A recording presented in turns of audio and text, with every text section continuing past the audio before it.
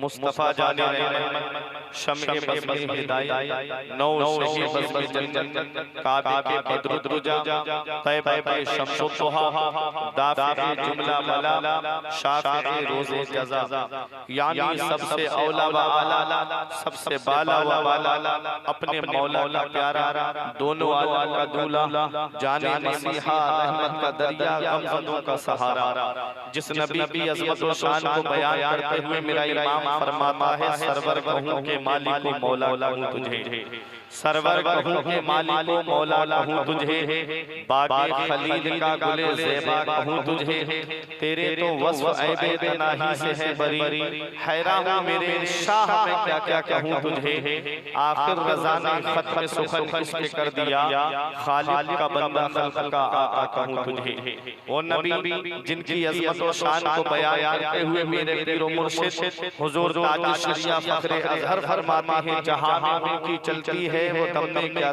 से कर दें जहां उनकी चलती है वो दम में क्या से कर दें ज़मीन को आसमां कर दें सुरैया को सरा कर दें फिज़ा में उड़ने वाले यूना इतराएं निदा कर दें वो जब चाहें जिसे चाहें उसे फरमा रवा कर दें तमाम लोग मोहब्बत व अक़ीदत के साथ गुंबद खज़रा की जानिब लगाकर दुरूद पाक की डालियां मोहब्बत की थालियों में अज़हर फारूकी की ज़ुबान में पेश करें कि ज़माने से मुसलसल दर्द सुबह शाम मिलता है ज़माने से मुसलसल दर्द सुबह शाम मिलता है दुरूद पाक पढ़ लीजिए बहुत आराम मिलता है पढ़िए बाबा से बोले अल्लाहुम्मा सल्ली अला सय्यिदना व मौलाना मुहम्मदिन व बारिक वसल्लम सलातन व सलामन अलैका या रसूल अल्लाह सल्लल्लाहु तआला अलैहि वसल्लम।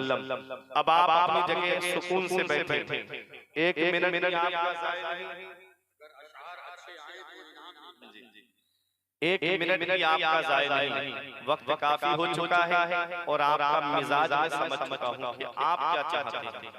ठीक है बहुत देर से आपने शायर इस्लाम उस्ताद शोरा भाई ताज रज़ा औरंगाबादी साहिब किबला मकबूले बारगाहे औलिया उनसे आपने बेहतरीन अंदाज में नात मना के अशार समाअत किए फिर उनके बाद में आपने शायर इस्लाम मद्दाह खैरुल अनाम भाई ताहिर रज़ा रामपुरी साहब गुलाम गौस गज़ाली साहब और हाशिम हुसैनी साहिब किबला इन सबको आपने समाअत कर लिया है।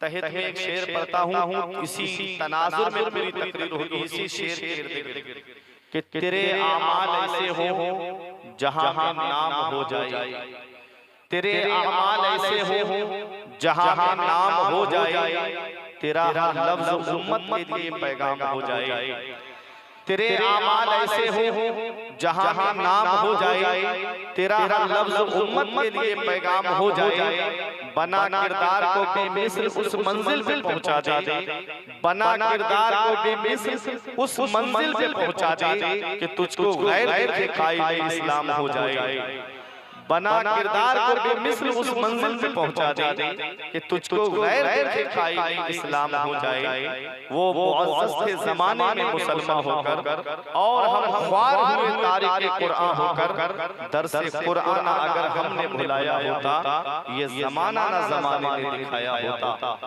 हमें करनी है शहंशाह बता की रज़ा जोई वो अपने हो गए तो रहमत परवरदिगार अपनी तरीक़े मुस्तफ़ा को छोड़ना है वजह बर्बादी इसी से कौम दुनिया में हुई इक़्तिदार अपनी हज़रात मैंने कुरान मुक़द्दस की एक आयत करीमा तिलावत करने का शरफ हासिल किया परवरदिगार आलम कुरान मजीद में इरशाद फरमाता है या अय्युहल्लज़ीना आमनू ऐ ईमान वालो अतीउल्लाह व अतीउर रसूल हुक्म मानो अल्लाह का और हुक्म मानो रसूलुल्लाह का व उलिल अम्रि मिनकुम और तुम में जो उलुल अम्र है उनका कहना मानो। तो सबसे पहले मैं आपको लफ्ज़ आमनू पे बता दूं आमनू ईमान वाले आमनू में चार हर्फ हैं पहला हर्फ है हमज़ा दूसरा हर्फ है मीम तीसरा हर्फ है नून चौथा हर्फ है वाव। और देखिएगा अल्लाह तबारक व तआला ने जितने प्यारे लक़ब से अपने महबूब की उम्मत को पुकारा है, इतने प्यारे लक़ब से परवरदिगार ने किसी पैगंबर की उम्मत को नहीं पुकारा।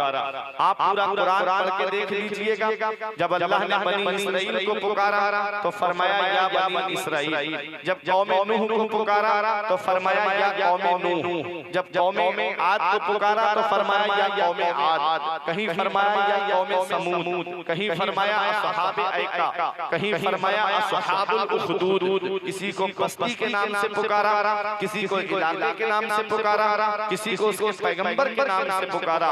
लेकिन कुर्बान जाओ अपनी किस्मत पर कि जब उम्मत मोहम्मदिया को पुकारा तो रब कुरान में फरमाता है या अय्युहल्लज़ीना आमनू, ऐ ईमान वालों, ऐ ईमान वालों। तो ईमान वाला है कौन? लफ्ज़े आमनू पे अगर आप गौर करेंगे तो पता चल जाएगा कि सच्चा ईमान वाला कौन है। आमनू में 4 हर्फ, पहला हर्फ है हमजा, जिसको आप अलिफ समझते हो, हालांकि अलिफ उसे कहते हैं जिस पर कोई हरकत ना आए, जिस पर ज़बर ज़ेर पेश में से कोई हरकत आ जाए फिर वो हमजा हो जाता है। समझाने के तौर पे आपको बोल रहा हूँ, पहला हर्फ है हमजा यानी अलिफ, दूसरा हर्फ है मीम, तीसरा हर्फ है नून, चौथा हर्फ है वाव, मिला के हो गया आमनू। अब ये चारों हर्फ हमको अलग अलग पैगाम दे रहे हैं। हमजा अलिफ कह रहा है अल्लाह को मानो, मीम कह रहे हैं मुहम्मदुर रसूलुल्लाह को मानो, और नून कह रहा है सारे नबियों को मानो, और वाव कह रहा है सारे वलियों को मानो। तभी आप ईमान वाले होंगे, तभी आपका ईमान मुकम्मल होगा। आगे रब फरमाता है अतीउल्लाह, इताअत करो अल्लाह की, कहना मानो अल्लाह का, व अतीउर रसूल, और कहना मानो रसूलुल्लाह का। अब मैं बसंतिया वालों, उर्से पाक में आने वालों, अब मैं आपसे एक बात पूछना चाहता हूँ। अल्लाह ने कुरान में फरमाया अतीउल्लाह, इताअत करो अल्लाह की, हुक्म मानो अल्लाह का, कहना मानो अल्लाह का, फरमा बरदारी करो अल्लाह की। आज सच्चे दिल से आप मुझे बताइएगा, क्या आज हम वाकई अल्लाह का कहना मान रहे हैं? क्या आज हम वाकई अपने रब के फरमान पे अमल कर रहे हैं? अगर हम अल्लाह के फरमान पे अमल करते तो आज हमारी मस्जिदें सूनी नहीं होती, आज हमारे मदरसे वीरान नहीं होते, आज हमारी खानगाहें वीरान नहीं होती। हमने मस्जिदें वीरान कर दी, हमने मदरसे वीरान कर दिए, और हाल ऐसा हो गया आज हर घर को हमने सिनेमा हॉल बना दिया है। आज जैसे ही घर के अंदर दाखिल हो तो सामने एलसीडी लगी हुई है, वहाँ पर फिल्में चल रही हैं, लव स्टोरी वाली फिल्में चल रही हैं, वहीं बहन भी बैठ कर फिल्म देख रही है, वहीं बेटियां भी बैठ कर के फिल्में देख रही हैं, पूरा घर बैठ कर के फिल्में देख रहा है, पूरा घर बैठ कर के मैच देख रहा है, पूरा घर बैठ कर के खबरें देख रहा है। फिर रोना रोया जा रहा है कि आज मुसलमान परेशान बहुत है, आज मुसलमान सताया बहुत जा रहा है। इतना याद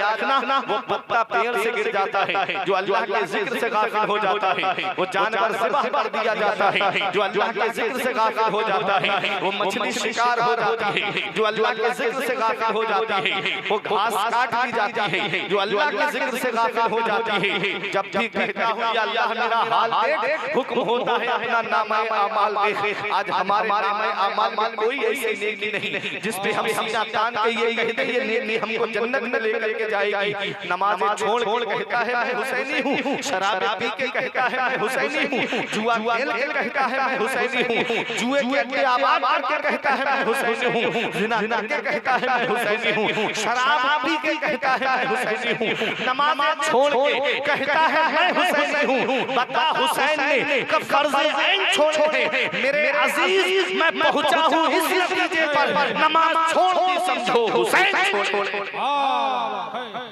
हालात ऐसे बनते जा रहे हैं कि आज हमारी कौम तबाही के उस दहाने पे पहुंच गई है। तुम क्या समझते हो? जलसे में आ गए, एक बार तुमने हाथ उठा के नारा लगा दिया तो तुमको जन्नत मिल जाएगी। जन्नत मिलना इतना आसान नहीं है जितना आज तुमने सोच रखा है। जन्नत मिलना अगर इतना आसान होता तो हमारे बुजुर्गों को देखो पूरी पूरी रात बैठ करके रो के गुजार दिया करते थे। अगर जन्नत मिलना इतना आसान होता तो हज़रत उमर फारूक आज़म तो देखो, जिनके बारे में नबी ने फरमाया मेरा उमर जिस रास्ते से गुजर जाए शैतान उस रास्ते से नहीं गुजरता है। वो हजरत उमर फारूक आज़म जिनके बारे में मेरे आका इरशाद फरमाते हैं, उमर अशराए मुबश्शरा में से यानी दुनिया में जो 10 सहाबा को जन्नत की बशारत मिली उनमें से हजरत उमर फारूक आज़म है। अल्लाह अकबर। वो हजरत उमर फारूक आज़म खौफ खुदा का आलम देखिए जो बख्शे बख्शाए हैं। वो हजरत उमर जिनका ये कहना था कि दरिया दजला के किनारे अगर एक कुत्ता भी प्यासा मर गया तो उमर को उसका हिसाब देना पड़ेगा। ऐसे हाकिम हमारे गुजरे हैं, ऐसे रहनुमा हमारे गुजरे हैं। तारीख अगर आपको मैं उनकी बताता हुआ चलूं तो आपकी आंखों से आंसू निकल आएंगे। अरे खलीफा थे उमर फाके से जिंदगी काटी, हमारे दौर का हाकिम प्याला छीन लेता है। वो हजरत उमर फारूक आज़म थे। 22 लाख मुरब्बा मील पे हुकूमत करने वाला, आधी दुनिया पे हुकूमत करने वाला, खौफ खुदा का आलम देखिए। अल्लाह अकबर। एक दिन आप नमाज पढ़ने जा रहे थे, किसी घर से कुरान की तिलावत की आवाज आई। एक आयत करीमा घर के अंदर तिलावत हो रही थी, इन्ना अज़ाब जहन्नम लवाक़ि, बेशक जहन्नम का अज़ाब हक है। इतना सुनना था कश खा के गिर गए। अल्लाह अकबर। कहते थे उस दिन मेरा क्या होगा। ये वो है जो बख्शे बख्शाए हैं। आज हमारी आंख से एक आंसू नहीं निकलता। हम जनाजे के साथ चल चल तो मोबाइल चलाते हुए चलते हैं, हम जनाजे के साथ चले तो हंसते हुए जाते हैं। आज हमारे घरों में अगर कोई तबाही का मौका आ जाए, आज हमारे घरों के अंदर कोई ऐसा मामला आ जाए जो हमारे लिए गम का सबब बन जाए, उस मौके पे भी हमारी आंख से आंसू नहीं निकलते, फिर रोना रोया जा रहा है। आज मुसलमान परेशान बहुत हैं। आओ जरा देखो जो नबी के प्यारे सहाबा हैं, जो नबी के फरमान पे अमल करने वाले हैं, जरा उनके खौफ खुदा का जरा आलम तो देखिए। उमर फारूक आज़म की जब बात आ गई तो बताता हुआ चलूं, ये वो उमर फारूक आज़म है। एक दिन रात में गश्त कर रहे थे और आप घर घर जाकर के पूछा करते थे जब खलीफा बने कि बच्चों ने खाना खा लिया, कोई घर में भूखा तो नहीं है, कोई घर में प्यासा तो नहीं है। अगर कोई घर में एक भी रात कोई भूखा सो गया तो इसका हिसाब उमर को देना पड़ेगा। अल्लाह अकबर। एक घर के अंदर से रोने की आवाज सुनी। अपने गुलाम से कहा जरा देखो इस घर के अंदर बच्चे क्यों रो रहे हैं। गुलाम अंदर गया तो देखा कि एक बूढ़ी ने एक चूल्हे के ऊपर पतीली को रख दिया है और उसके अंदर पानी गर्म करने के लिए रख दिया है। बच्चे रो के कहते अम्मी खाना दे दो, अम्मी खाना दे दो। वो कहती बेटा भी खाना तैयार हो रहा है। अल्लाह अकबर। गुलाम ने कहा हुजूर कुछ बच्चे भूखे रो रहे हैं। गए उमर फारूक आज़म अंदर इजाजत लेकर के। जैसे ही आप अंदर पहुंचे तो पूछा कि ए माई बच्चे क्यों रो रहे हैं। तो एक जवाब दिया था बुढ़िया ने कि ये उमर को रो रहे हैं, ये उमर की जान को रो रहे हैं। अल्लाह अकबर। तड़प गए उमर फारूक आज़म। माई जरा बात तो बता क्या है। कहा कि मेरे बच्चे आज कई दिन से भूखे हैं और उमर को हमारी कोई फिक्र नहीं है, उमर को हमारी कोई परवाह नहीं है। अल्लाह अकबर। तड़प गए उमर फारूक आज़म। फौरन आप बैतुल माल में आए और आपने आटे की बोरी दी और साथ में घी लिया और खाने पीने की अशिया ली और अपनी पीठ पर बोरी को लादा। 22 लाख मुरब्बा मील पे हुकूमत करने वाला, अल्लाह अकबर, आधी दुनिया पे हुकूमत करने वाला, वो अपनी पीठ पर बोरी लाद ले जा रहा है। गुलाम ने कहा हुजूर मुझे किस लिए रखा है। आपने फरमाया क्या क़यामत में मेरा बोझ उठा लेगा। कहा नहीं हुजूर वहां तो सबको अपना अपना हिसाब देना है। फरमाया आज उमर को अपना हिसाब कर लेने दे। आप बूढ़ी के घर पर गए और जाकर कहा कि तू खाना बना, मैं आग जला देता हूँ। ऐसा हाकिम है हमारा, ऐसे अमीरुल मोमिनीन है हजरत उमर फारूक आज़म। कहते माई तू खाना बना, मैं आग जला देता हूँ। उसने आटा गूंदा और आपने चूल्हे में आग जलानी शुरू की। गुलाम कहता है मैंने देखा उमर फारूक आज़म को आग जल नहीं रही थी, लकड़ियां गीली थी, तो आप झुक करके आग में फूंक मार रहे थे तो आपकी दाढ़ी से धुआं निकल रहा था। और जब उस माई खाना बनाने के लिए बैठ गई रोटियां बनाने के लिए, तब उमर फारूक आज़म बच्चों के पास आए और इस तरह से जमीन पे अपने दोनों हाथ रख दिए और घुटने रख दिए जैसे बकरी का बच्चा चलता है। इस तरह से उन बच्चों के सामने चलने लगे। जब बच्चे खाना खा के कम सैर हो के सो गए, तब उमर फारूक आज़म ने कहा माई उमर को माफ कर देना, उमर माफ कर देना। कभी रूम की फिक्र है उमर को, कभी कैसर किसरा की फिक्र है उमर को, कभी लश्कर को भेजना है, कहीं उमर को किसी और इलाके की फिक्र है। माई उमर को माफ कर देना। उस बूढ़ी ने कहा था बेटा बेटा खलीफा तो तुझे होना चाहिए था, बेटा तू उमर की इतनी तरफदारी क्यों कर रहा है? तो उमर फारूक आज़म ने कहा था माई वो उमर कोई और नहीं, वो उमर मैं ही हूँ। इतना सुनना था माई तड़प गई है, मुझे माफ कर देना बेटा, हाँ माँ मुझे माफ कर देना। माँ एक बच्चा भी प्यासा, का बच्चा भी अगर दरिया जला जला किनारे प्यासा भूखा रह गया तो उमर को उसका हिसाब देना पड़ेगा। ये ऐसे हमारे आबिद थे, पूरी पूरी रात अल्लाह की इबादत करते, पूरी पूरी रात खौफे खुदा से रोते, कुरान पढ़ तो आंखों से आंसू निकलते। अल्लाह अकबर, आज हमारी आंख से एक आंसू नहीं टपकता। हम समझते हैं कि हम जन्नत में जाएंगे, नमाज वक्त की नहीं पढ़ते, रमजान शरीफ के रोजे नहीं रखते, इल्ला माशाअल्लाह जो पढ़ते हैं जो रोजे रखते हैं उनकी तो शान ही अलग है। अरे दुनिया यूं ही किसी को याद नहीं करती, हर एक का मरना बराबर नहीं होता है। मौत उसकी है जिसका करे ज़माना अफसोस। यूं तो दुनिया में सभी आए हैं मरने के लिए, हर एक की मौत पे रोया नहीं जाता, हर एक की मौत पे आंसू नहीं बहाए जाते। अरे जुआरी की मौत पे कौन आंसू बहाएगा? शराबी की मौत पे कौन आंसू बहाएगा? ज़ानी की मौत पे कौन आंसू बहाएगा? दूसरों की ज़मीन पे नाजायज कब्जा वार करने के लिए कौन आंसू बहाएगा? अरे लोगों को सताने वाले के लिए कौन आंसू बहाएगा? कुछ जनाजे ऐसे भी होते हैं कि इधर जनाजे उड़ते हैं, उधर लोग कह देते हैं कि एक जालिम का जनाजा जा रहा है, लोगों को सताने वाले का जनाजा जा रहा है। इस हाल में दुनिया से मत जाना, बल्कि इस हाल में दुनिया से जाना कि इधर जनाजा उठे, उधर मोहल्ले के लोग कह देते मदीने वाले मुस्तफा के गुलाम का जनाजा जा रहा है, आशिक रसूल का जनाजा जा रहा है। जब इस हाल में दुनिया से जाओगे तो मेरे इमाम का वो शेर पढ़ा जाएगा, लहद में इश्क़ रुखे शहर का दाग लेके चले, लहद में इश्क़ रुखे शहर का दाग लेके चले, अंधेरी रात सुर्खी चराग लेके चले। नारे तकबीर, नारे तकबीर, नारे रिसालत, नारे रिसालत, अज़मत फारूक आज़म, मसलक आला हज़रत, नारे तकबीर, नारे रिसालत। अतीउल्लाह, अल्लाह का कहना मानो, अल्लाह का कहना मानो। एक बात बताओ से बड़े खान साहब में आने वालों, अभी तुमको पता चल जाए कि यहाँ कोंटाई में या काथी रेलवे स्टेशन के पास में पुलिस वाहन की चेकिंग कर रही है, टू व्हीलर और फोर व्हीलर की चेकिंग हो रही है, तो क्या आप ऐसे ही अपनी बाइक लेकर पहुंच जाएंगे? आप ऐसे नहीं जाएंगे, पहले घर पे आएंगे, कागज लेंगे, कागज पूरे हैं तो हेलमेट लेंगे और फिर उसके बाद में चलेंगे। अगर फोर व्हीलर से जा रहे हैं तो पहले बेल्ट लगाएंगे, तब आप निकलेंगे। अब मैं आपसे एक बात पूछता हूँ, आप जब किसी अधिकारी के ऑफिस में जाएं और वहाँ लिखा है आप कैमरे की नजर में हैं, तो क्या आप वहाँ पान खा के थूकेंगे? क्या आप वहाँ गुटखा खा के थूकेंगे?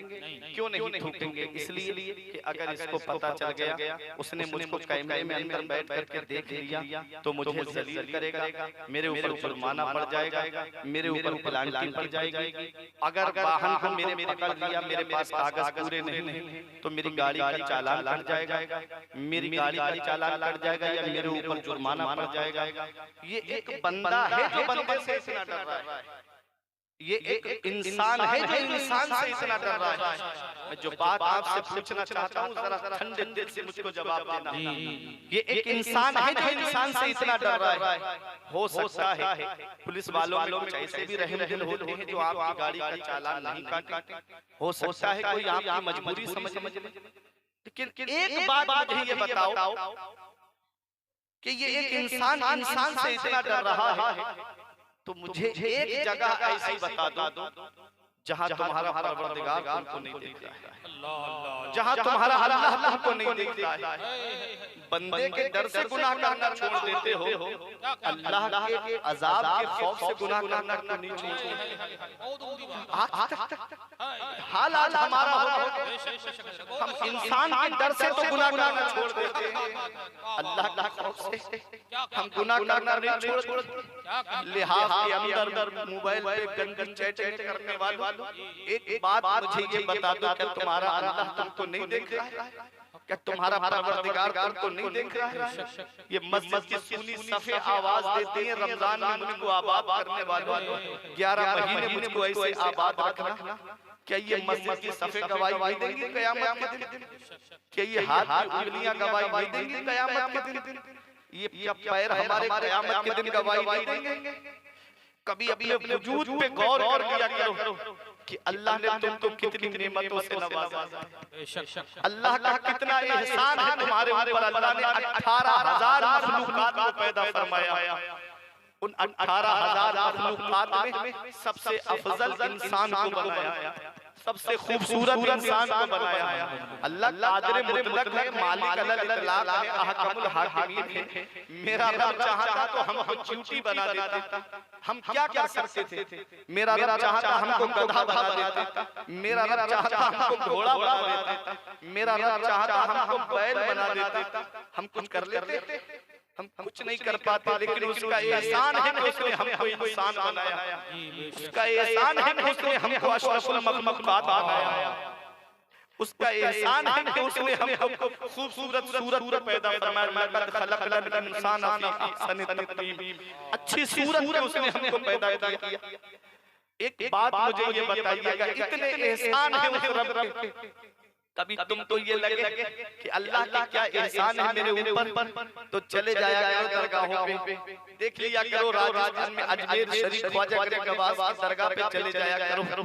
तुमको लगे ये हाथ अल्लाह की कितनी बड़ी नेमत, ये पैर अल्लाह की कितनी बड़ी नेमत, तो देख लिया करो गरीब नवाज के आस्थाने पे कुछ भिखारी ऐसे भी मिलेंगे जिनके हाथ पैर नहीं और जिस्म से वो माजूर है और भीख मांगने का कटोरा अपने जिस्म से आगे बढ़ा के तुमसे भीख मांगते। ऐसे ऐसे भिखारी तुमको मिलेंगे आस्थानों पे जिनकी आंख की रोशनी नहीं, लेकिन वो तुमसे भीख मांग रहे हैं। अल्लाह का कितना बड़ा एहसान है कि अल्लाह ने हमको भीख मांगने वाला नहीं बनाया, बल्कि हमको देने वाला बनाया।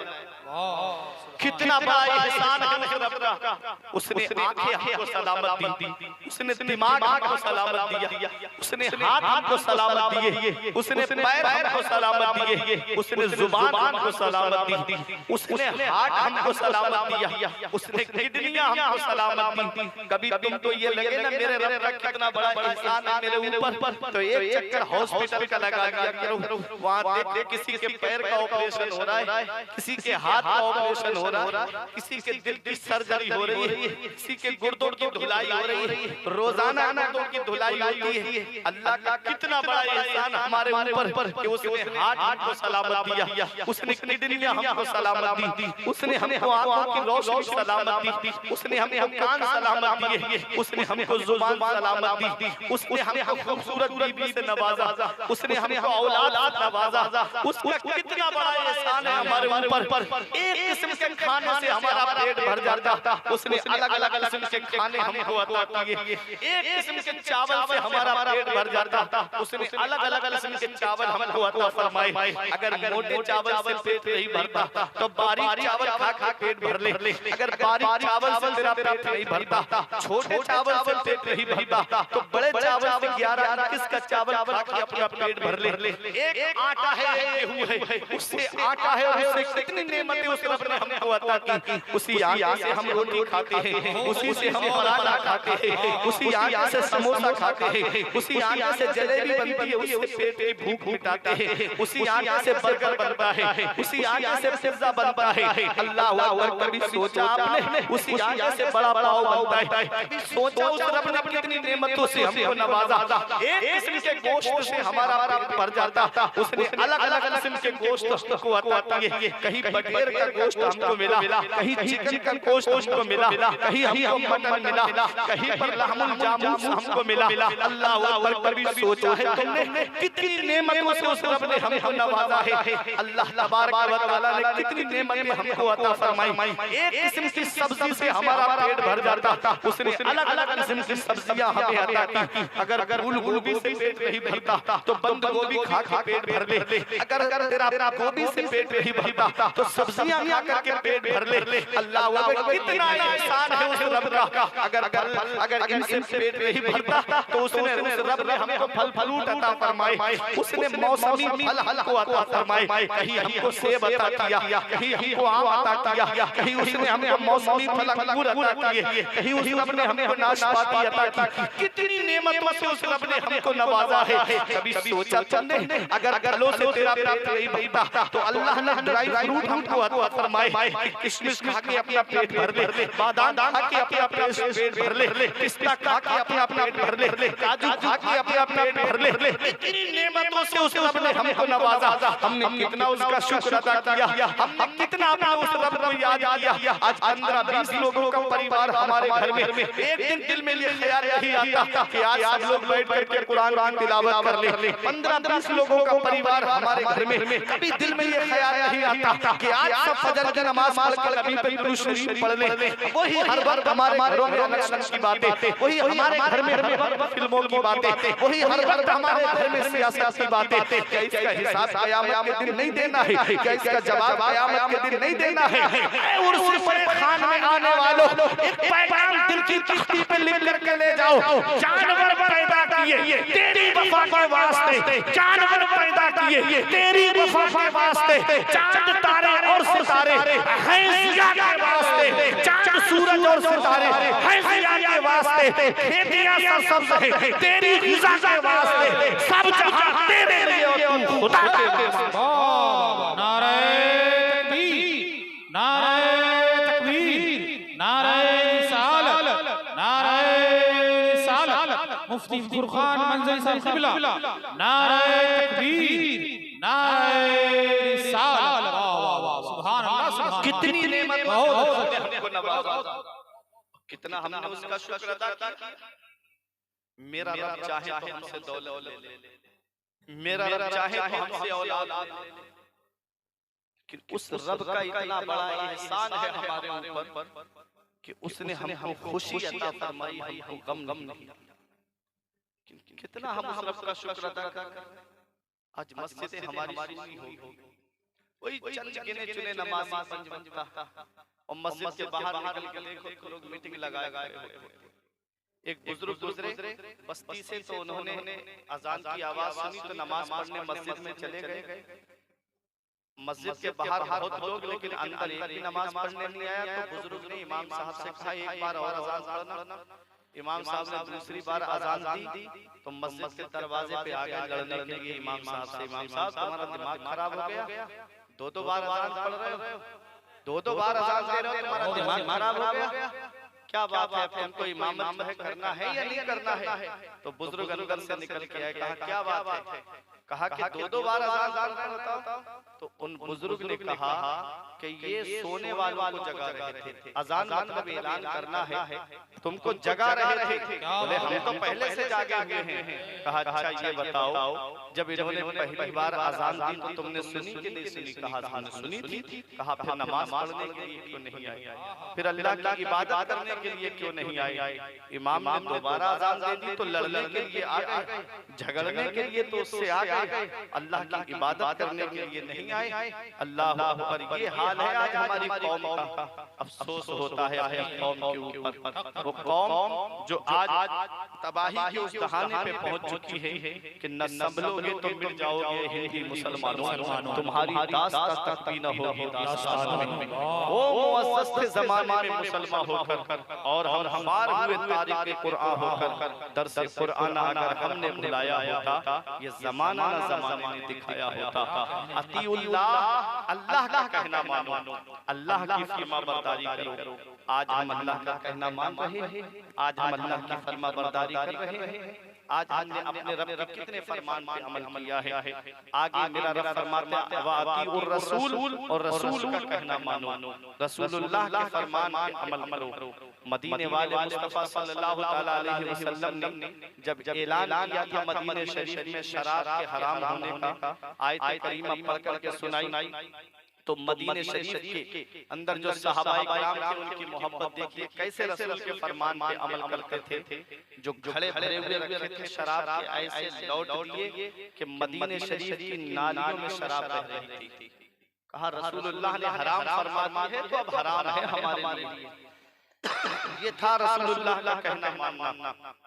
एक बुजुर्ग ने फरमाया अगर कोई तुझसे ये पूछे कि तू नबी का आशिक है तो खामोश हो जाना। बहुत बड़े बुजुर्ग का कहना है अगर कोई तुझसे ये पूछे कि तू नबी का आशिक है या नहीं तो खामोश हो जाना, कुछ मत बताना। क्यों? इसलिए कि अगर तूने ना की तो काफिर हो जाएगा और अगर हाँ की तो मुनाफिक हो जाएगा।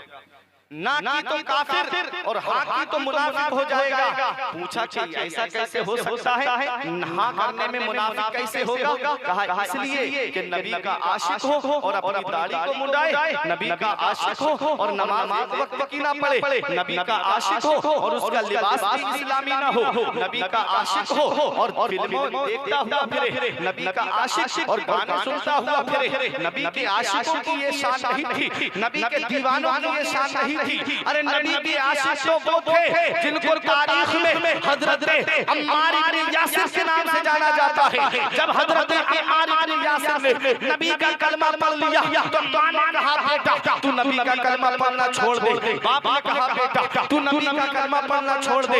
हजरत अम्मार इब्न यासिर ने कहा मैं नबी का कलमा पढ़ना नहीं छोड़ूंगा। मां ने कहा ये मुझसे बड़ी मोहब्बत करता है, मैं खाना खाना छोड़ दूंगी, मेरी मोहब्बत में ये कलमा पढ़ना छोड़ देगा। कई दिन तक मां भूखी रही। तब हजरत अम्मार इब्न यासिर आए मां के पास, कहा मां तेरा एहतराम अपनी जगह है, नबी की मोहब्बत अपनी जगह है। ए मेरी मां अगर तू पूरी जिंदगी खाना ना खाए तब भी मैं नबी का कलमा पढ़ना नहीं छोड़ सकता, तब भी मैं नबी से मोहब्बत करना नहीं छोड़ सकता। कुफारे मक्का ने पिलान करके आग को जलाया और जलाने के बाद में जब आग रोशन हो गई हजरत अम्मार इब्न यासिर को उठा करके आग के अंदर डाला जा रहा है। मेरे आका गुजर के जा रहे थे, हजरत अम्मार की नजर पड़ी, पुकार उठे या रसूल अल्लाह हुजूर हालना, या रसूल अल्लाह मेरा हाल देखिए। मदीने वाले मुस्तफा ने अपने गुलाम का हाल देखा, दस्ते मुबारक दुआ के लिए उठ गए। मेरे आका दुआ करते हैं या नारो कोनी मर्दों व सलामन अला अम्मार कमा कुनते अला इब्राहीम। ए आग मेरे अम्मार पे वैसे ही ठंडी और सलामती वाली हो जा जैसे हजरत इब्राहीम की ठंडी और सलामती वाली हो गई थी। जैसे ही मेरे नबी ने ये दुआ की, मेरे नबी की दुआ की तो शान ये है, आला हजरत पुकार के फरमाते हैं इजाबत का सेहरा इनायत का जोड़ा, दुल्हन बन के निकली दुआए मोहम्मद, इजाबत ने झुक गले से लगाया, बड़ी नाज से जब दुआए मोहम्मद मेरे आका की दुआ कबूल हुई और हजरत अम्मार इब्न यासिर जैसे ही आग के अंदर गए तो आग ने आग को नहीं जलाया, आप आग से बाहर निकल करके आए। कुफारे मक्का ने लालच का मामला रखा, कहा ए अम्मार इब्न यासिर तुम जितनी दौलत कहोगे तुम्हारे कदमों पे ला करके लुटा देंगे, तुम जिस कबीले की सरदारी मांगोगे उस कबीले का सरदार तुमको बना देंगे, तुम जिस लड़की से चाहोगे शादी हम तुम्हारी उससे शादी करा देंगे। एक शर्त है नबी का कलमा पढ़ना छोड़ दो, एक शर्त है नबी से मोहब्बत करना छोड़ दो। हजरत अम्मार इब्न यासिर कहते हैं ए मक्के के कुफार सुनो, अगर सारी दुनिया की दौलत ला मेरे कदमों पे लुटा दो तब भी मैं नबी का कलमा पढ़ना नहीं छोड़ सकता, नबी से मोहब्बत करना नहीं छोड़ सकता। आला हजरत की नजर पड़ी, बड़े से पुकार के कहते हैं उनका ममता पांव से ठुकरा दे वो दुनिया का ताज, उनका ममता पांव से ठुकरा दे वो दुनिया का ताज जिसकी खातिर मर गए मुन मुन रगड़ कर एड़ियां ताज रूहुल कुद्स के मोती जिसे सजदा करे रखती है इतना बकार अल्लाहु अकबर।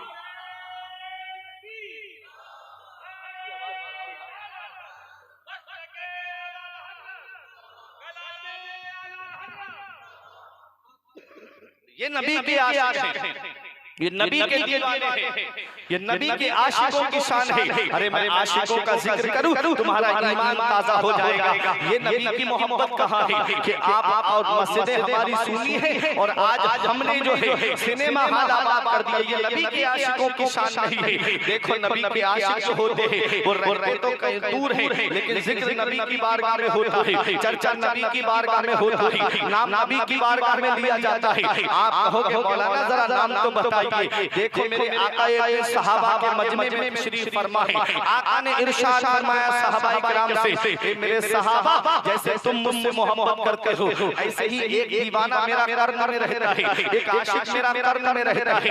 ए मेरे सहाबा जैसे तुमने मुझसे मोहब्बत की है ऐसे ही वो दीवाना भी मुझसे मोहब्बत करता है। ए अबू बकर तुमने मुझको देखा मुझसे मोहब्बत की, ए उमर तुमने मुझको देखा मुझसे मोहब्बत की, ए उस्मान तुमने मेरा हुस्न देखा मुझसे मोहब्बत की, ए अली तुमने मुझे देखा मुझसे मोहब्बत की। लेकिन कर्म में मेरा एक ऐसा दीवाना रहता है, कर्म में मेरा एक ऐसा आशिक रहता है जिसने मुझे देखा नहीं है मुझसे मोहब्बत करता है, मुझसे प्यार करता है। सहाबा ने अर्ज किया या रसूल अल्लाह, हजरत बिलाल हबशा से आ गए, हजरत सलमान फारस से आ गए, हजरत सुहैब रूम से आ गए। आका यमन तो कोई दूर नहीं है, कैसा आशिक है जो आपकी बारगाह में नहीं आया है। नबी ने इरशाद फरमाया उनकी एक बूढ़ी माँ है, वो अपनी माँ की खिदमत में लगे रहते हैं, इसलिए वो मेरी बारगाह करना आए।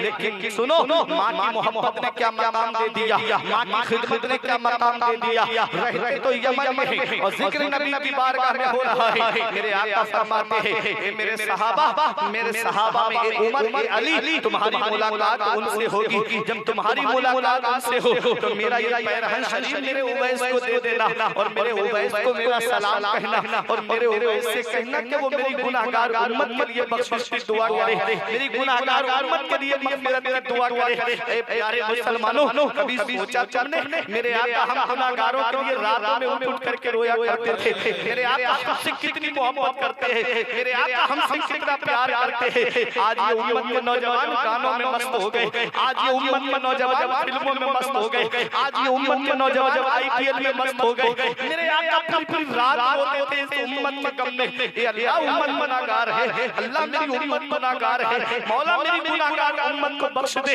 मौला मेरी गुनाहगार उम्मत की मग़फ़िरत फरमा दे। लेकिन इतना याद रखना प्यारे मुसलमानों, मदीने वाले मुस्तफा को हमसे कितनी मोहब्बत है, मदीने वाले मुस्तफा को हमसे कितना प्यार है। आका पूरी रात अल्लाह की इबादत करते और दुआ करते थे रब्बे हबली उम्मती, अल्लाह मेरी गुनाहगार उम्मत को बख्श दे। हज़रत फातिमा ज़हरा रो के दुआएं करती थी, मौला मेरे बाबा की गुनाहगार उम्मत को बख्श दे। हसनैन करीमैन रात में रो के दुआ करते थे, मौला हमारे नाना की उम्मत को बख्श दे। मदीने वाले मुस्तफा का कितना प्यार है हम गुनाहगारों से। कभी सोचा तुमने ये इस्लाम हम तक पहुंचाने के लिए नबी ने कितनी परेशानियों का सामना किया। आज हम इस्लाम के सजे सजाए गुलशन में सांसें ले रहे हैं। हम मुसलमान, हमारे बाप मुसलमान, हमारे दादा मुसलमान, हमें कहीं कोई कुर्बानी देने जाना नहीं पड़ा। लेकिन नबी की जरा शान देखो, जब इस इस्लाम को फैलाने के लिए आपने हुजरे से बाहर तशरीफ लाए तो मेरे नबी के रास्ते में कांटे डाल दिए गए, ऐसे नुकीले कांटे कि अगर वो पाए मुबारक में लग जाएं तो तलवार तोड़ करके ऊपर निकल आए। उस वक्त मेरे आका अगर ये कह के अपने हुजरे में तशरीफ ले जाते, लोगों मुझे क्या पड़ी है अपने तलबे लहू लुहान कराने की, लोगों तुम जहन्नम में जाना चाहते हो तो चले जाओ, मैं तो तुम्हारे लिए जन्नत का रास्ता सीधा कर रहा हूं और तुम मेरे रास्ते में कांटे बिछा रहे हो। ये नहीं फरमाया मेरे नबी ने, मेरे आका इरशाद फरमाते हैं ऐ लोगों तुम कितना भी मेरे रास्ते में कांटे बिछाते रहो, मैं तुम्हारे रास्ते में फूल बिछाता रहूंगा। सुभान अल्लाह, सुभान नारे तकबीर, नारे तकबीर, नारे रिसालत, नारे रिसालत, अज़मते मुस्तफ़ा, शाने मुस्तफ़ा, मक़ामे मुस्तफ़ा, नारे तकबीर, नारे रिसालत। बहुत परेशान तो नहीं हो रहे, बहुत अच्छी बात। मैं आवाज खींच रहा लेकिन मुझ पे तो लोड पड़ रहा, लेकिन आपकी बात समझ में आ रही है, पीछे वालों की भी आ रही है। आज हमने उर्सों को भी मेला बना दिया, बहुत अच्छी बात कर रहे हैं आप, बहुत अच्छा माशाअल्लाह। उर्सों को भी हम मेला बना दिया, बहुत मज़ारों पे आके तो हमें आखिरत याद आनी चाहिए। सही, लेकिन यहाँ पर आकर के भी हम जो है लहले लहले मस्त हो गए, झूले लगे हैं, कहीं पर खाने पीने की अशिया, कहीं नुमाइश की अशिया, मेले बना दिए हमने उसको। अल्लाह अकबर, लाखों रुपये खर्च होते हैं उसमें, लेकिन फायदा सुबह को सो के उठे तो पूछा रात क्या हुआ था, अरे बस कुछ नहीं, बहुत मजा आया था। जलसों के लिए, जलसों को हमने मजे के तौर पर इस्तेमाल करना शुरू कर दिया, ये नियतें बदल गई हमारी। इतना याद रखिएगा, पैगाम नश्तर जो लगा है वो दुश्मन नहीं होता, सच्ची बात मैं आज आपको बताऊंगा। सरकार मुजाहिद मिल्लत को तुम याद करते हो ना? बेशक। कभी उनकी जिंदगी को देखा तुमने? जमीन से जुड़ करके काम किया था आपने। रईस आज़म ईसा थे, सुभान अल्लाह, सुभान अल्लाह। हजारों बीघे जमीन का जो मालिक हो, आलीशान कोठियों में जो रहे, वो चाहते अपनी जिंदगी आराम से रहते, घर में बैठ के खाते, कहीं जाने की जरूरत ना पड़ती, ऐशो आराम से जिंदगी गुजारते। सही। लेकिन इस नबी के दीन से कितनी मोहब्बत थी, अपनी सारी दौलत नबी के दीन पे लौटा दी। ऐसे ही दुनिया याद नहीं करती उनको, जिनके रुतबे हैं सिवा उनको सिवा मुश्किल है। हर एक का मरना बराबर नहीं होता। इधर बाप मर जाए, बेटा एक साल में भुला देता है, बीबी मर जाए, शौहर भुला देता है, पड़ोसी मर जाए, पड़ोसी भुला देता है। लेकिन उनको पर्दा किए हुए कितने 45 साल के करीब वक्त हो गया, लेकिन आज दुनिया उनके आस्थाने पे जाती है। तुम सो के नहीं उठ पाते जब तक कई क्वांटम फूल उनके आस्थाने पे चढ़ जाते। ऐसे दुनिया उनको याद करती। वो मुजाहिद मिल्लत थे। कहीं पता चल गया कि कौम बदअकीदों की गिरफ्त में आ गई है, साथ में अल्लामा मुश्ताक अहमद निजामी को लिया, राज इलाहाबादी को लिया, अल्लामा हशमत अली को लिया और पहुंच गए गुजरात के खेड़े में। पूरा गांव जो है मेन रास्ते थे, मेन चौराहों पे फोर्स लगा दी गई थी। मुसलमानों के ईमान को अंदर लूटा जा रहा था। सरकार मुजाहिद मिल्लत पगडंडी के रास्ते, मेड़ों के रास्ते चल के गांव के अंदर गए और वहां जाके लोगों का ईमान बचाया। सुभान अल्लाह, सुभान अल्लाह। कोई उनको मुजाहिद मिल्लत नहीं कहता। आपने धामनगर के अंदर इंटर कॉलेज खुलवाया, धामनगर हाई स्कूल खुलवाया अपने पैसे से। आप देखिए मरकज़े इस्लामी जो रांची के अंदर है, उसके तामीर के उसकी जमीन खरीदने के लिए 30,000 रुपए उस वक्त में सरकार मुजाहिद मिल्लत ने दिए थे। यूं ही मुजाहिद मिल्लत नहीं बन जाता। हम करामतें सुनते हैं कि ट्रेन रुकी थी मुजाहिद मिल्लत के लिए, ये करामत सरकार मुजाहिद मिल्लत की। अरे पहले ये भी तो देखो उन्होंने परेशानी कितनी उठाई है इनकी खातिर। वो मस्जिद जिसका मामला आज हो रहा है, वो तो कब की मुसलमानों के हाथ से निकल गई होती। ये तो सरकार मुजाहिद मिल्लत की देन है। वाह वाह वाह वाह। उस वक्त में आप पहुंच गए थे और जाकर के मुसलमानों के ईमान को और जिला बख्शी थी जाकर के, और आपने उस वक्त मामला उठाया था ताकि आज तक हम मस्जिद बचा पाए, लेकिन आज हमारे हाथ से निकली। सरकार मुजाहिद मिल्लत है। यूं ही दुनिया इन अल्लाह वालों को याद करती। और हाल ये था कि कोई काम दिखावे के लिए नहीं करते थे, कोई काम दिखावे के लिए नहीं। आज हमारी तो नियतें बदल गई, जलसे भी कराएंगे तो फला के जलसे से अच्छा हमारा जलसा हो जाए। ये सोच बन गई आज हमारी। ये कोई नहीं चाहता कि कौम तक अच्छा पैगाम पहुंच जाए। अरे इनकी मोहब्बत में जलसा करोगे तो ये इनकी मोहब्बत कयामत में काम आएगी। देखो सरकार मुजाहिद मिल्लत जब हज करके आए, हमारे यहाँ तो आदमी उम्रा करने जा रहा है ना, पूरा माइक देख देख पूरी टीम छोड़ने के लिए जा रही है रोड तक, और सोशल मीडिया पे चल रहा है पूरा मामला। फेसबुक पे लाइव चल रहा है, यूट्यूब पे लाइव देखें आप, फला साहब उम्रा करने के लिए जा रहे हैं। सरकार मुजाहिद तो भाई हज और उम्रा भी मामला ऐसा बन गया। इतना याद रखना भाई, जिस चीज का सबूत नस्ल कतई से है, हुर्मत का या हलाल का, उसको कोई अगर हराम किया तो उसे कोई हलाल नहीं कर सकता, और जिसको नबी ने हराम कर दिया उसे कोई हलाल नहीं कर सकता। जहां हरम शरीफ के अंदर एक नेकी का सवाब 1 लाख के बराबर है, वहां एक गुनाह का गुनाह भी तो 1 लाख गुनाहों के बराबर है। ये फोटो, ये तस्वीर कशी जो है, ये हराम है नहीं है इस्लाम में। और काबे के सामने सेल्फी ली जा रही है। गए थे गुनाहों का बोझ उतारने के लिए, वहां से और लेके आए।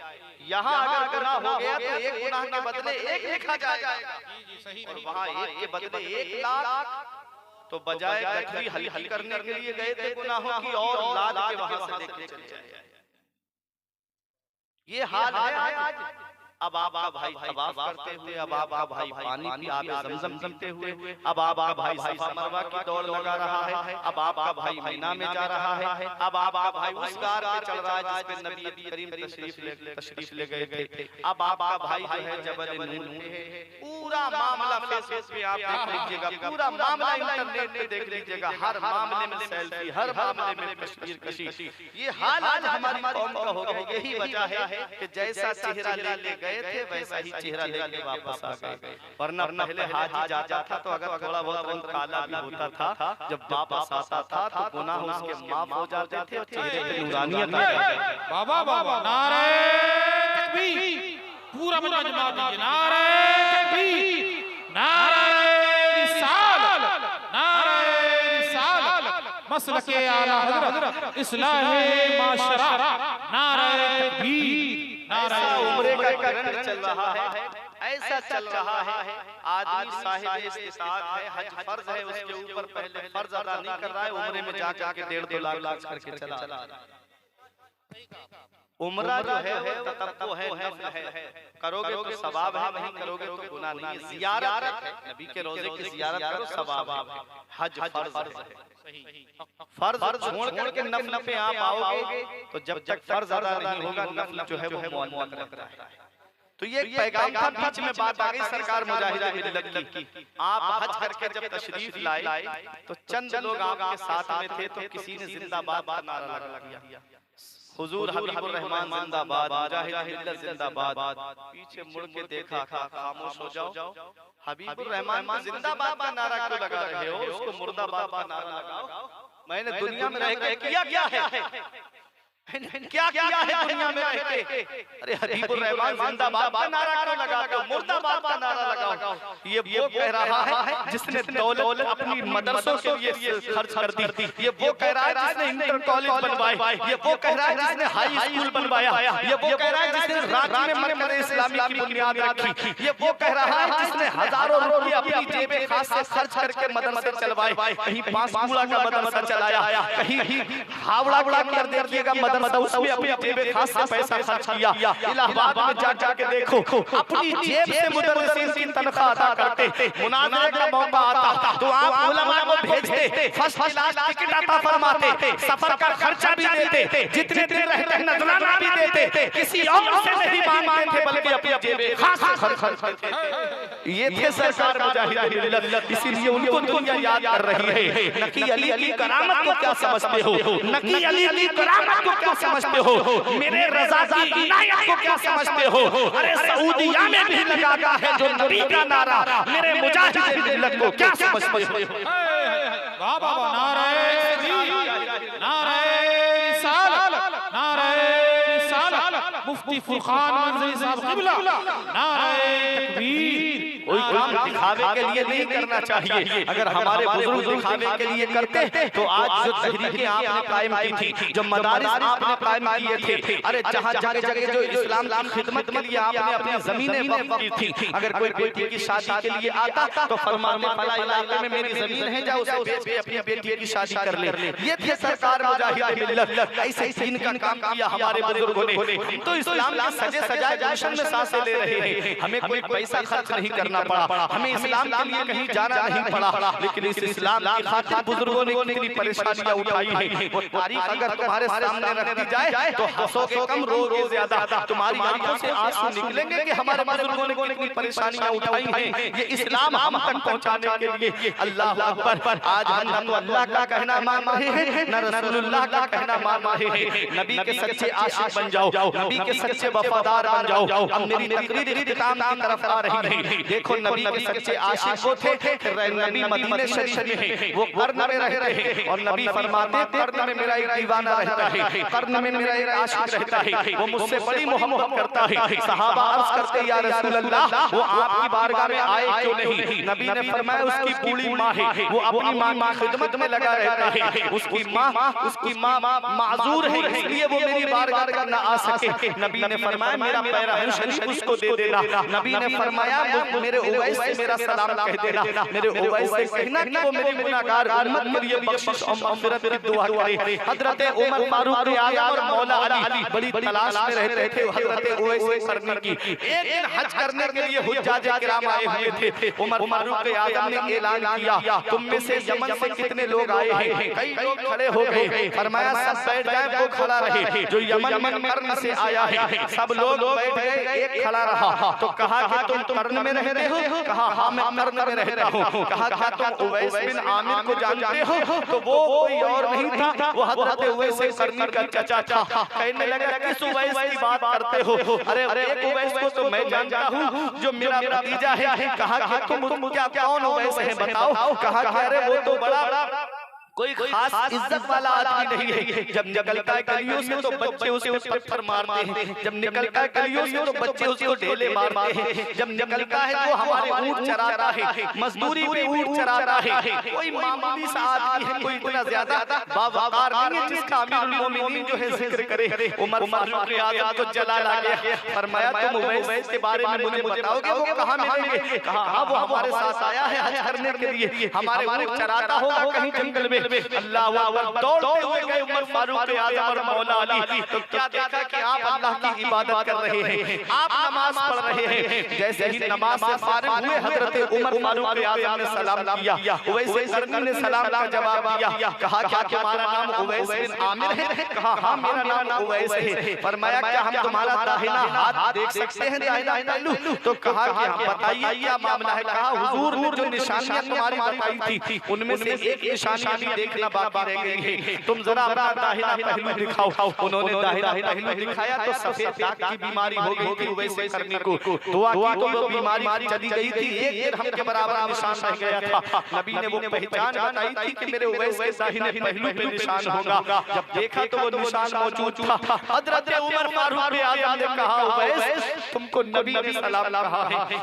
इतना सुनना था, रोने लगे उवैस करनी। सारी दुनिया नबी को सलाम करे, इंसान नबी को सलाम करे, जिन्नात नबी को सलाम करे, शम्सो कमर नबी को सलाम करे, शजर व हजर नबी को सलाम करे। आला हजरत फरमाते हैं शम्सो कमर सलाम को हाजिर है सलाम, कलमे से तर्जुमान रख तो हजर है। अल्लाह अकबर, हजरत उवैस करनी को नबी सलाम कह रहे हैं। उमर फारूक आज़म ने कहा उवैस तुमको नबी ने सलाम कहा है। रोने लगे उवैस करनी। एक बार और बता दो क्या कहा मेरे नबी ने? कहा उवैस तुमको नबी ने सलाम कहा है।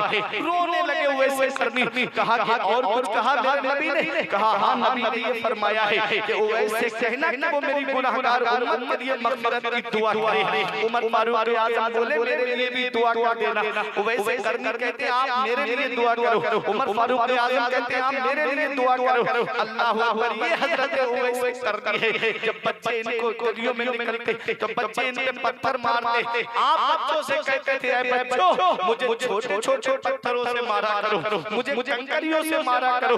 मोटे मोटे पत्थर मारते हो तो मेरे जिस्म से खून निकलता है, मेरा वुज़ू टूट जाता है, मुझे मेरा वुज़ू टूट जाता है। जब छोटे छोटे कंकरों से मुझे मारोगे तो मेरा वुज़ू नहीं टूटेगा, मुझे तकलीफ होगी, चोट लगेगी। ये उमर हजरत उवैस करनी है। कैसा नबी का आशिक है, कैसा नबी का दीवाना है। रहता तो कर्न में है और जिक्र नबी की बारगाह में हो रहा है। माँ की खिदमत की वजह से दर्जाए सहाबियत ये महरूम रहे। माँ की खिदमत की वजह से, माँ की खिदमत का मकाम क्या है, माँ की खिदमत करने का सिला क्या है। देखो आज हम माँ बाप की खिदमत से दूर हो गए। कितने माँ बाप हैं जो घर में बैठ के आंसू बहा रहे हैं, कितने माँ बाप हैं जो घर में बैठ करके रो रहे हैं। आज औलाद जवान हो गई, चार पैसे क्या कमाने लगी, उसने माँ बाप का बिस्तर घर से बाहर कर दिया। खुद के कमरे में एसी चल रहा है, खुद के कमरे में गर्म हीटर का इंतजाम है जाड़ों में, और माँ बाप है कि तीनों में रह करके अपनी जिंदगी गुजार रहे हैं। माँ बाप है कि झोपड़ियों में रह करके अपनी जिंदगी गुजार रहे हैं। क्या इसी दिन के लिए माँ बाप ने औलाद को जवान किया था? क्या इसी दिन के लिए माँ बाप ने औलाद को पाला था? हम कौन सा मुंह लेके अपने नबी की बारगाह में जाएंगे? हम कौन सा चेहरा लेकर के अपने आका की बारगाह में जाएंगे? अगर क़यामत में हमारे नबी ने हमसे पूछ लिया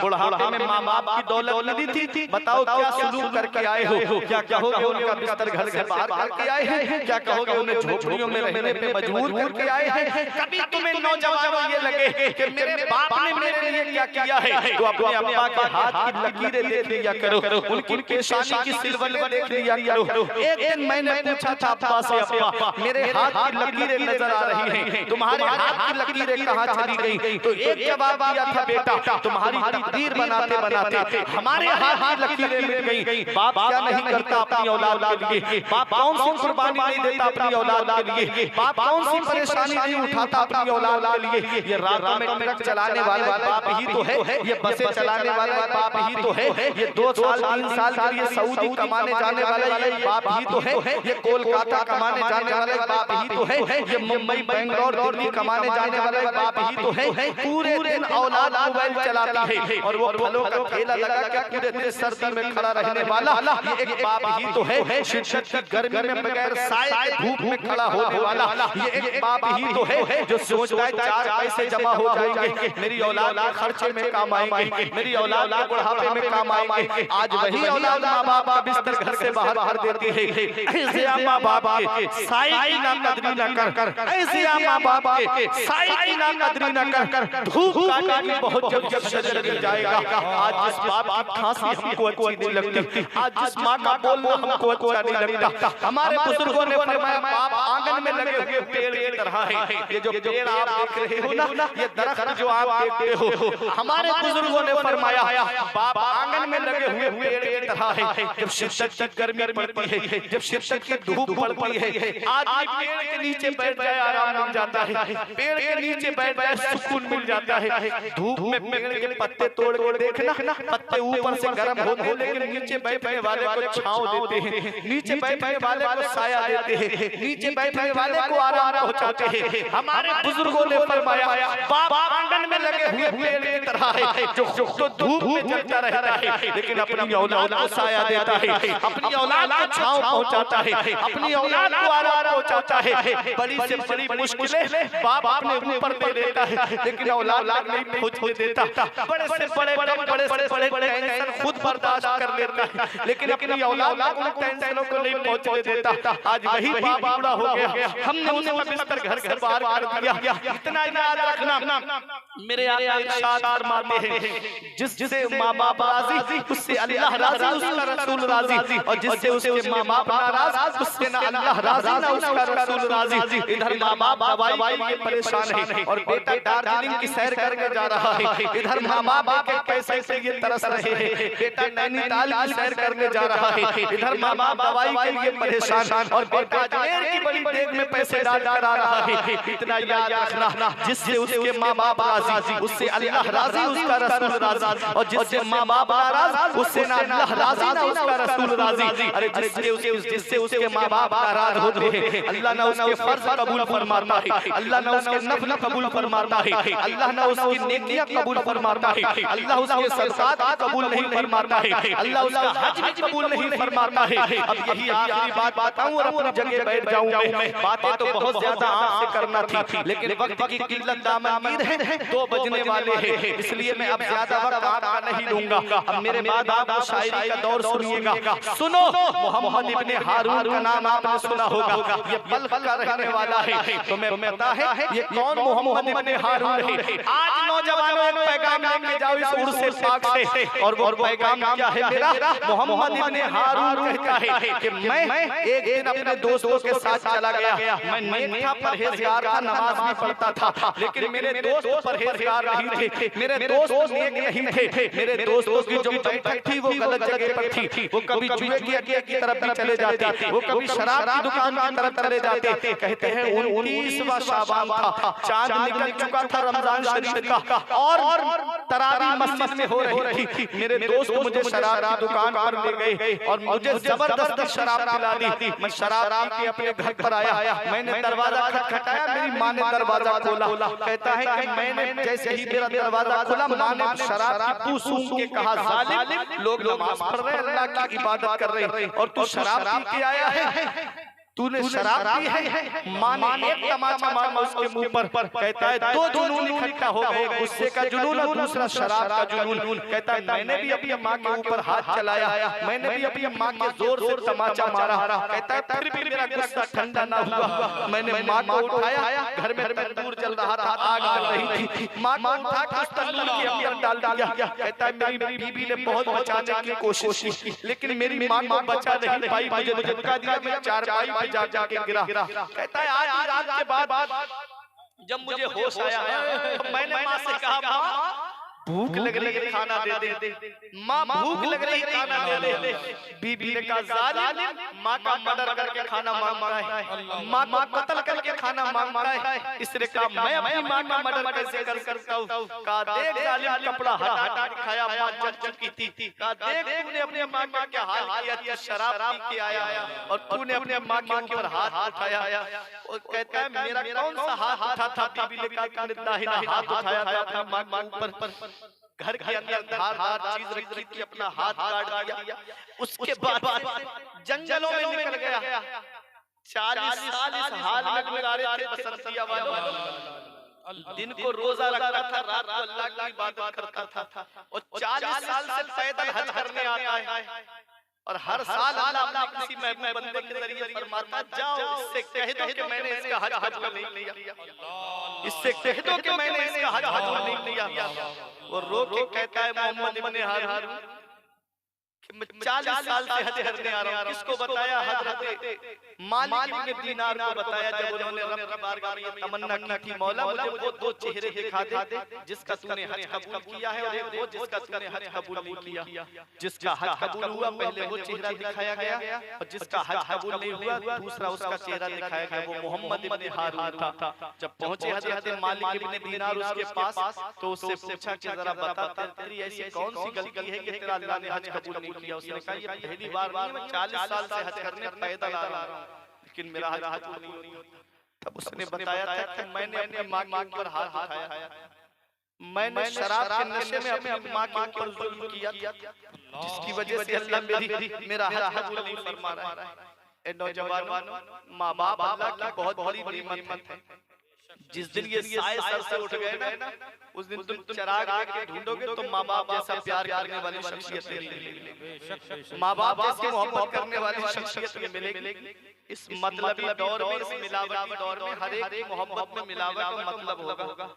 रिश्तेदारों की मोहब्बत में आपको मतलब मिलेगा, पड़ोसियों की मोहब्बत में आपको मतलब मिलेगा, खानदान वालों की मोहब्बत में आपको मतलब मिलेगा। इस मतलबी दौर में अगर बगैर मतलब के कोई हमसे मोहब्बत करता है तो वो हमारे सिर्फ माँ बाप हैं जो बगैर मतलब के मोहब्बत करते हैं।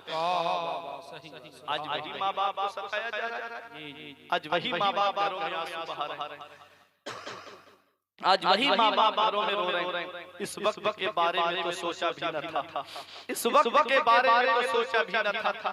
बेटों से ज़ईफ़ी में हुई खत रसाई, घर बार को बांट लिए शौक से फुरकान, हिस्से में किसी के मगर माँ नहीं आई।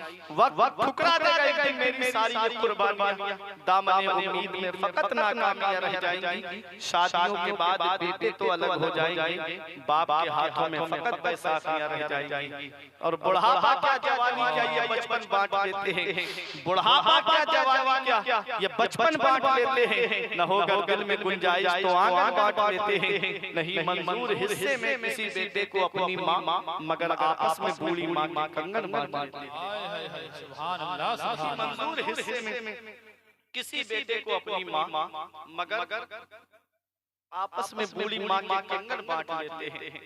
ये बाप है जो अपनी औलाद कोई परेशानी पहुंचने नहीं देता, अपने ऊपर ले लेता है। धूप कैसी भी हो साया नहीं खोने देता, राह कैसी भी हो बेबस नहीं होने देता, बेच के अपना लहू चाहे वो रोटी लाए, बाप औलाद को भूखा नहीं सोने देता, बाप औलाद को भूखा नहीं सोने देता।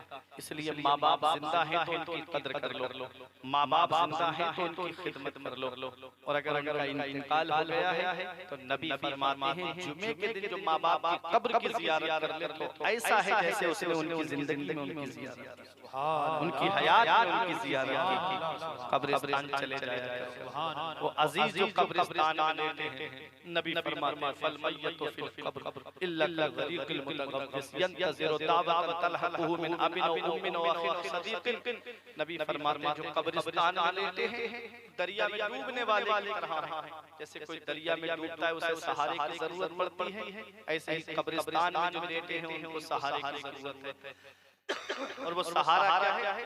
यंतज़िरु दावतन तलहक़ुहु मिन अबिन व उम्मिन व अख़िन सदीक़िन। नबी फरमाते हैं वो दुआ का इंतजार कर रहे हैं, काश मेरी औलाद मेरे लिए कुरान पढ़ के दुआ करते। आज औलाद को गाने तो याद है, फिल्मों की स्टोरियां तो याद है, लेकिन नमाज जनाजा याद नहीं, कुरान याद नहीं। कुरान पढ़ करके अपने अजीजों के लिए ईसाले सवाब किया। ईसाले सवाब जब कोई करता है तो दुनिया व मा फीहा से सबसे बेहतर उनके लिए वो ईसाले सवाब। और जो नामे आमाल है ना हमारा, ये शबे बारात रात मिली है 15 शबान, उस रात में फैसला हो जाता है। ये रजिस्टर हमारा रब की बारगाह में जाता है। पूरी साल जो हमने जो काम किए हैं ये सब रब की बारगाह में पेश होंगे। पूरी साल इस बंदे ने ये काम किया। अल्लाह हफ्ते भी हमारा रजिस्टर नामे आमाल का जाता है, हिसाब किताब का। तो जुमे के दिन रब की बारगाह में जाता है और पीर के दिन कब्र में माँ बाप के पास रजिस्टर भेजा जाता है कि देखो तुम्हारी औलाद ये काम करती है। अगर अच्छे काम करती है ना औलाद तो वो कब्र में खुश होते हैं, और अगर बुरे काम करती है ना तो कब्र में भी वो परेशान हो जाते हैं। जिंदगी में तो सुकून न पहुंचा पाए माँ बाप को, कम से कम मरने के बाद तो उनको सुकून पहुंचा। बहुत अच्छी बात। अच्छे काम कर लो, दुनिया में हमेशा रहने नहीं आए हैं हम, चंद दिन के लिए हम दुनिया में आए हैं, चंद दिन के लिए। तुमने कोरोना काल में नहीं देखा था कैसे जनाजे उठे थे? अरे हमारे इधर इलाके में गंगा नदी के किनारे तुम जैसे अमीर ऐसे गोरो कफन के पड़े थे, तुमने देखा नहीं? सैकड़ों लाशें ऐसी सड़ रही थी, कोई उनका परिजन उनका घरवाला देखने तक भी नहीं गया। कितनों को करंट लगा के मार दिया गया, खत्म कर दिया गया, उनके जिस्म की हड्डियां जला दी गई, कोई देखने के लिए नहीं आया। इन्ना बत्शा रब्बिका लशदीद, तेरे रब की पकड़ बहुत सख्त है। जब अल्लाह पकड़ता है तो कोई छुड़ाने वाला नहीं मिलता। इसलिए ये जिंदगी चल रही है, गनीमत जानो, मस्जिदें आबाद कर दो, अपने रब की इबादत कर लो। जब अल्लाह पकड़ेगा तो कोई छुड़ाने वाला नहीं मिलेगा। मैंने बड़े बड़े अमीरों को फकीर होते हुए देखा, और मैंने गरीब से गरीब इंसान को अमीर होते हुए देखा है। वो राज़िक है कि ज़ाकिरों को देता है, वो पत्थर में भटकता फिरता है। इंसान को रोज़ी के चक्कर में उड़ाने भर हवाओं में या लगा गोते समंदर में मिलेगा बस वही जितना कि लिखा है मुक़द्दर। जितना अल्लाह ने तुम्हारी तकदीर में लिखा है तुम्हें उतना ही मिलेगा। इसलिए अपने रब को राजी करके जिंदगी गुजारो, अपने रसूल को राजी करके जिंदगी गुजारो, अल्लाह की इताअत करो, रसूल की इताअत करो। व उलुल अम्रि मिनकुम, और तुम में जो उलुल अम्र है, मुफस्सिरीन किराम फरमाते हैं उलुल अम्र से मुराद उलमाए बाअमल है। बाअमल उलमा का कहना मानो, वो आलिम जो बाअमल है उसका कहना मानो। तो ये आयत करीमा जो मैंने पढ़ी, तो अब इसके तनाज़ुर में मेरी बात सुन लीजिएगा कि अपनी आखिरत को सवारो, मरने के बाद की फिक्र करो, क्योंकि भरोसा नहीं है जिस औलाद को आज हमसे बात करने की फुर्सत नहीं है, वो क्या हमारी कब्र पे जाकर के कुरान पढ़ेगी, वो क्या हमारे लिए ईसाले सवाब करेगी। इसलिए मेरे बुजुर्गों एक पैगाम है, इल्मी साहब ने जो फरमाया, पढ़ के तू कुरान को अब जमा कर ले कुछ सवाब, पढ़ के तू कुरान को अब जमा कर ले कुछ सवाब, कब्र पर फिर कौन आए फातिहा के वास्ते, काम वो कर ले प्यारे जिसके बाइस कब्र में बाबा रिजवा से खुले खिड़की हवा के वास्ते, काम दोज़ख के किए जन्नत का है उम्मीदवार, कसरे जन्नत तो बना है बारसा के वास्ते। बड़े बड़े गुनाह, आज ऐसा कौन सा गुनाह है जो आज हमारे अंदर मौजूद नहीं है? आज ऐसा कौन सा ऐब है जो हमारे अंदर मौजूद नहीं है? कौम मूसा में पैदा हुए होते तो कब के मिटा दिए गए होते, कौम समूद में पैदा हुए होते तो कब के मिटा दिए गए होते, कौम आद में पैदा हुए होते तो कब के पहाड़ों से टकरा करके मार दिए गए होते, कौम मूसा में पैदा हुए होते तो कब के बंदरों को खीर बना दिए गए होते, कौम ईसा में पैदा हुए होते तो कब के चेहरे मस्ख कर दिए गए होते। ये सदका है मदीने वाले मुस्तफा का, ये अतिया है मदीने वाले मुस्तफा का कि जब नबी की आमद हुई हुई। अल्लाह ने कुरान में फरमाया महबूब अल्लाह की शान नहीं है कि अल्लाह उस कौम को अज़ाब दे जिसमें आप तशरीफ फरमा हो। नबी के सर में अज़ाब उठा दिया गया, नबी के सर में हमारे गुनाहों पे पर्दा डाल दिया गया, वरना ऐसा कौन सा गुनाह है। अरे कौम मूसा में अगर कोई गुनाह करता था तो सुबह को उठता पेशानी पे लिखा होता था रात इसने शराब पी है, रात इसने ये गुनाह किया है, रात इसने ये गुनाह किया है। कभी सोचा तुमने हम रातों में गुनाह करते लेकिन हमारे गुनाहों पे पर्दा पड़ा हुआ है, हमारे ऐबों पे पर्दा पड़ा हुआ है। ये सदका मदीने वाले मुस्तफा का है। मैं तसव्वुर में कभी कभी कहता हूँ तू है कहाँ, तू आग तो नहीं जाता। ऐसा कौन सा गुनाह है जो आज इस उम्मत के नौजवानों बूढ़े नहीं कर रहे हैं। यार तू आग तो नहीं जाता, तू आज कहता है अरे मैं तो आना चाहता हूँ, लेकिन कोई बगदाद में गौसे आज़म बन के रोक लेता है, कोई अजमेर में गरीब नवाज बन के रोक लेता है, कोई ग्वालियर में साबिर बन के रोक लेता है, कोई देवा में वारिस बन के रोक लेता है, कोई छाछा में मखदूम अशरफ सिमनानी बन के रोक लेता है, कोई बहराइच में सैयद सालान मसूद गाजी बन के रोक लेता है।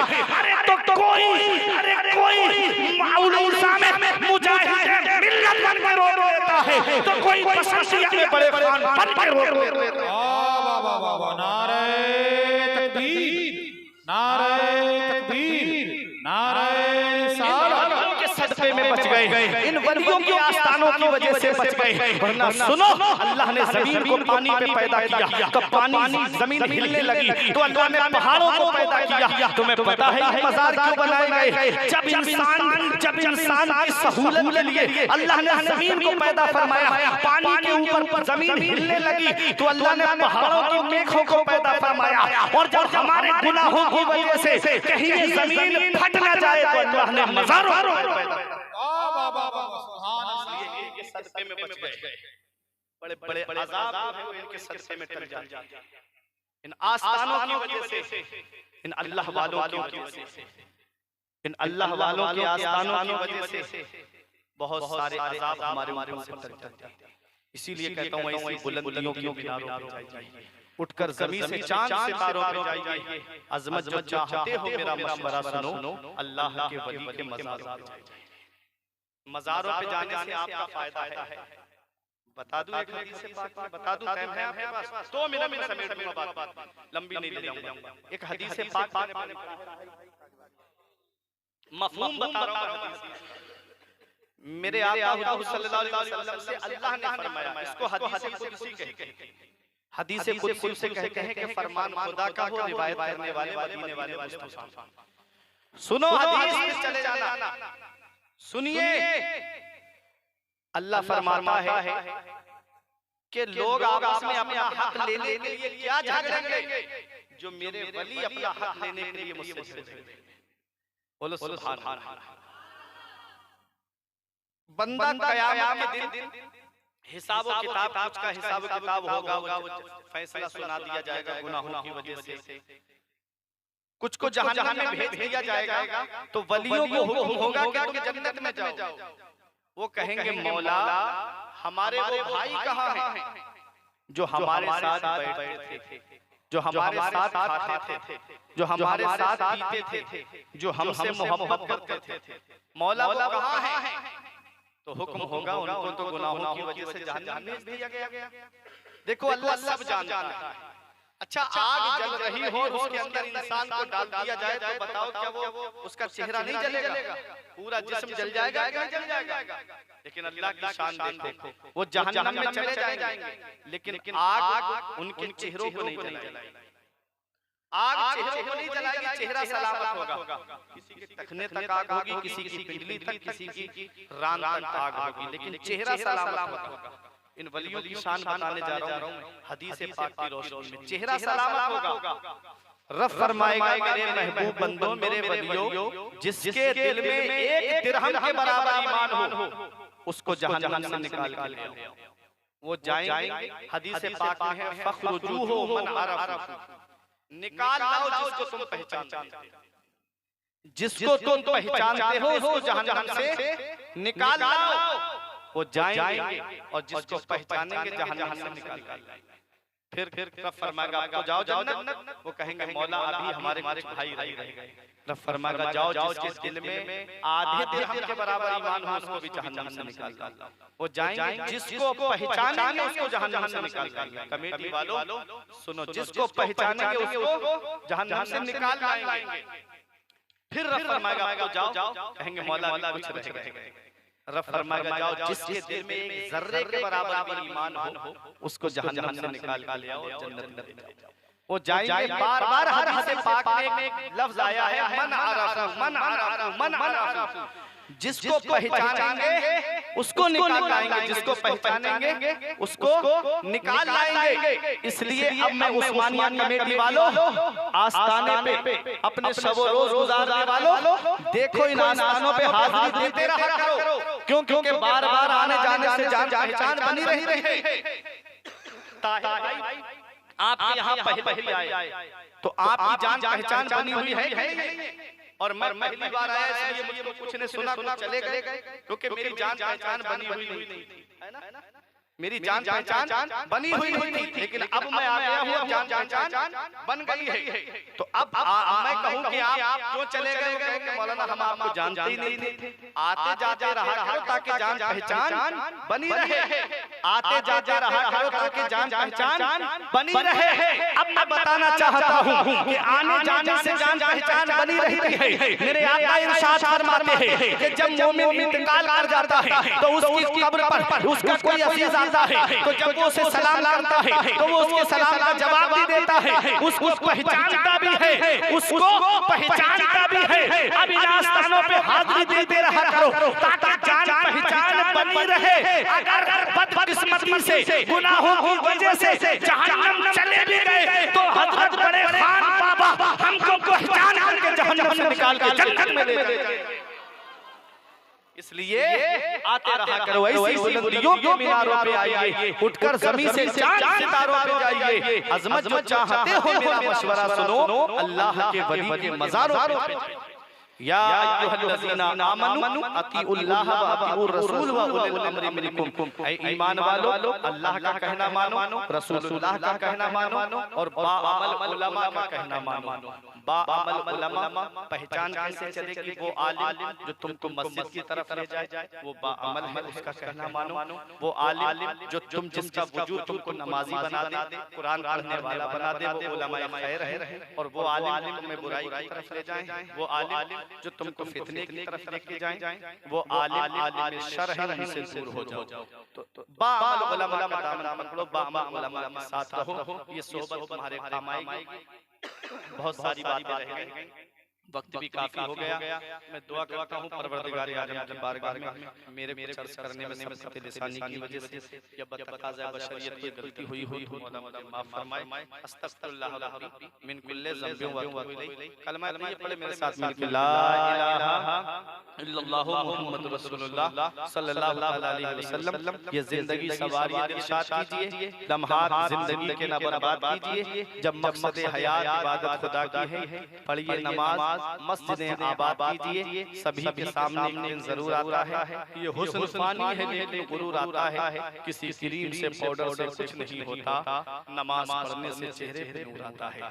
रही कली तो फूल खिलेंगे, जिंदगी बाकी रही फिर मिलेंगे।